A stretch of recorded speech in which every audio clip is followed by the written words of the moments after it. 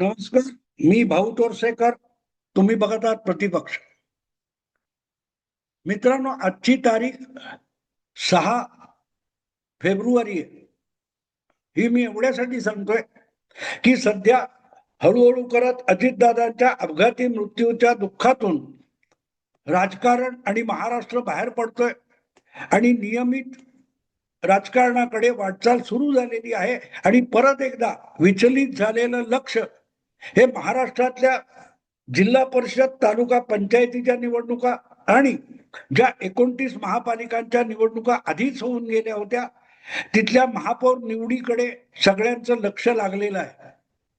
आणि यामध्ये अर्थातच संपूर्ण आशियातली मोठी मानली जाणारी मुंबई महापालिका, या महापालिकेचा महापौर कोण होणार याकडे जास्त लक्ष आहे. आणि मी बोलतोय तोपर्यंत भाजपने तरी आपला उमेदवार जाहीर केलेला नाही. खुल्या वर्गातली महिला महापौर होऊ शकते. आणि अर्थातच भाजप आणि शिवसेना म्हणजे शिंदे गट यांच्याकडे निर्विवाद बहुमत असल्यामुळे आणि शिंदे यांनी भूमिका क्लिअर केली असल्यामुळे भाजपचाच पहिला महापौर मुंबईत निवडून येणार ही काळ्या दगडावरची रेघ आहे. पण अर्थातच ज्यांना बातम्या रंगवायच्या त्यांच्यासाठी सगळं काही सुरळीत आहे असं चालत नाही.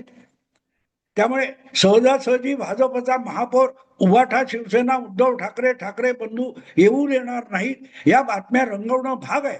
आणि त्यामुळे मातोश्रीवर हालचाली, उभाठा शिवसेनेमध्ये अमुक तमुक, सगळ्या नगरसेवकांना मुंबई बाहेर न जायचे आदेश वगैरे वगैरे या बातम्या रंगलेल्या आहेत.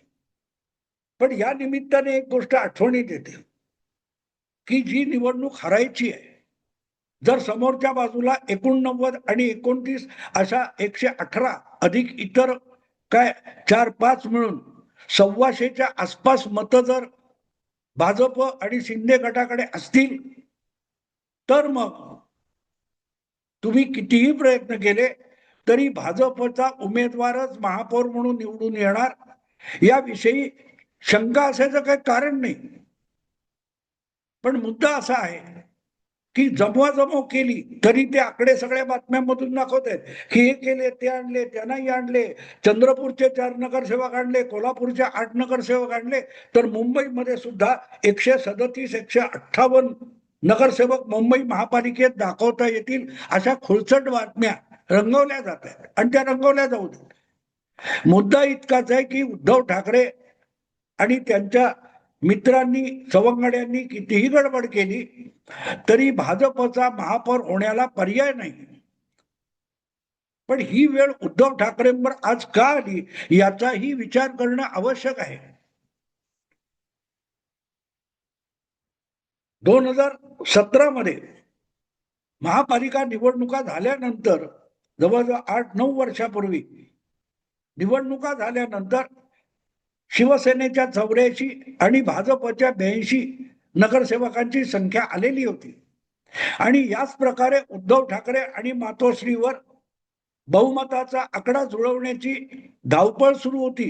मला आठवतं त्याप्रमाणे दगडी चाळीतले अरुण गवळी यांची मुलगी निवडून आली होती आणि तिला सुद्धा आपल्या पाठिंब्यासाठी आणण्यासाठी उद्धव ठाकरे काय काय धावपळ करतायत त्याच्या बातम्या वाचलेल्या मला आठवतात.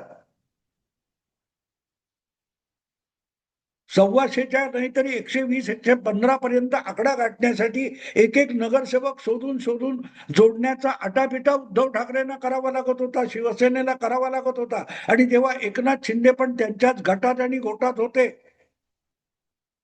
अशा वेळेला मनाचं औदार्य मुख्यमंत्रीपदी असलेले आणि भाजपतले महाराष्ट्रातले सर्वोच्च नेते देवेंद्र फडणवीस यांनी औदार्य दाखवलं होतं. आणि आपल्या 182 नगरसेवक हाताशी असताना बिनशर्त पाठिंबा उद्धव ठाकरे यांना देऊन टाकला होता मुंबई महापौर पदाच्या निवडणुकीमध्ये. उद्धव ठाकरे यांना जी चिंता होती महापौर मुंबईचा परत एकदा शिवसेनेचा होईल की नाही ती मिटवणाऱ्या माणसाचं नाव देवेंद्र फडणवीस होतं. पण ते औदार्य समजण्याची क्षमता किंवा बुद्धी उद्धव ठाकरेंकडे नव्हती. कोणी मित्रत्वाने मदतीचा हात पुढे केला तर तो आपला अधिकार नसतो, ते उपकार असतात. पण उपकार समजणं यासाठी सुद्धा बुद्धी शाबूत असावी लागते, ज्याचा मागमूस उद्धव ठाकरेंकडे नाहीये. आणि म्हणूनच वास्तविक मुख्यमंत्री देवेंद्र फडणवीस होते आणि इकड तिकडचा दबाव आणून सत्तेचा वापर करून ते मुंबईत सुद्धा आपलं बहुमत दाखवून तेव्हाच भाजपचा महापौर बसवू शकले असते, पण त्यांनी ते टाळलं. सत्तेत एकत्र बसलोय शिवसेना आणि भाजप, तर आपल्या मित्राची तारांबळ होऊ द्यायची नाही, हे औदार्य देवेंद्र फडणवीसांनी दाखवलं होतं. पण ते समजण्याचं सौजन्य उद्धव ठाकरेंकडे नव्हतं. म्हणूनच पुढल्या 2-2.5 वर्षामध्ये सुद्धा सत्तेत बसून रोजच्या रोज त्या देवेंद्र फडणवीसांना सतावण्याचा उद्योग उद्धव ठाकरे करत होते. आणि 19 मध्ये तर त्यांनी कहर केला, एकत्र निवडणूक लढवून नंतर देवेंद्र फडणवीसांना सर्वात मोठ्या पक्षाचा नेता असूनही विरोधी पक्षात बसवलं. महापौर मुंबईचा बनवताना जी धावपळ करावी लागत होती, तिथून कुठपर्यंत झेप घ्यायची, थेट मुख्यमंत्री पदावर उडी मारायची. आणि आज पाळी कुठे आली आहे? आज परत एकदा मुंबईचा महापौर आणि त्यासाठीचं बहुमत जुळवायचं कसं, इतकी धावपळ तारांबळ उद्धव ठाकरेंना करावी लागते आहे. याला हिंदीमध्ये जान बची लाखो पाय, लौट के बुद्धू घर को आए म्हणतात. आता इथे जान वाचली असं म्हणता येत नाही, कारण मुंबईमध्ये काय ते 65 वगैरे नगरसेवक तरी निवडून आले, बहुमत नाही. बहुमतालाही प्रचंड संख्येने ते कमीच पडले, पण 82 पासून 65 पर्यंत म्हणजे किती 17-18 नगरसेवक कमी झाले. मुख्यमंत्री पदाचा हव्यास केला आणि मुंबईत असलेला आपला बेस सुद्धा खिळखिळा करून टाकला. शिवसेना हा पक्ष आणि नामोनिशाणी उद्धव ठाकरेंच्या हातून निसटली. याला म्हणतात जान बची लाखो पाय. एवढा सगळा आटापिटा गेल्या 5-7 वर्षामध्ये करून उद्धव ठाकरेंनी मिळवलं काय, तर मुंबई पुरती जी शिवसेना बाळासाहेबांच्या काळापासून होती तितकी मर्यादित केली. जान बची इतके उपाय आणि आटापिटा केला की महाराष्ट्रभर पसरलेली जी शिवसेना होती बाळासाहेबांची, जी त्यांनी उद्धव ठाकरेंकडे सोपवली होती, ती उद्धव ठाकरेंनी मुंबई पुरती मर्यादित केली आणि ती तब्बल 1985च्याही अलीकडे आणून ठेवली. याला म्हणतात जान बची लाखो पाय, लौट के बुद्धू घर को आए. घर को आए म्हणजे परत एकदा महापौर पदाच्या बहुमताची जुळवाजुळव करणं आणि त्यातही पराभूत होणं. हा सगळा उद्योग बाळासाहेबांना 1971 मध्ये करावा लागला होता. हेमचंद्र गुप्ते यांना महापौर करताना किंवा 73 मध्ये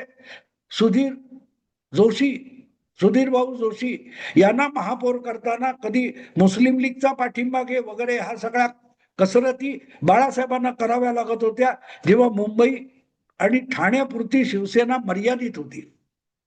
पुढल्या काळात शिवसेना महाराष्ट्रभर पसरली, तेव्हा जी शिवसेना बाळासाहेबांनी उद्धव ठाकरेंकडे सोपवली होती ती महाराष्ट्रव्यापी होती. उद्धव ठाकरे यांनी ती फक्त मुंबई पुरती करून टाकली, मुंबई व्यापी करून टाकली, पण मुंबई सुद्धा ते व्यापू शकले नाहीत आणि भाजपचा महापौर मुंबईवर बसणार आहे. लौट के बुद्धू घर को आहे. मित्रांनो, थांबतो. आवडलं लाईक करा, शेअर करा आणि प्रतिपक्षाला सबस्क्राईब करा. नमस्कार.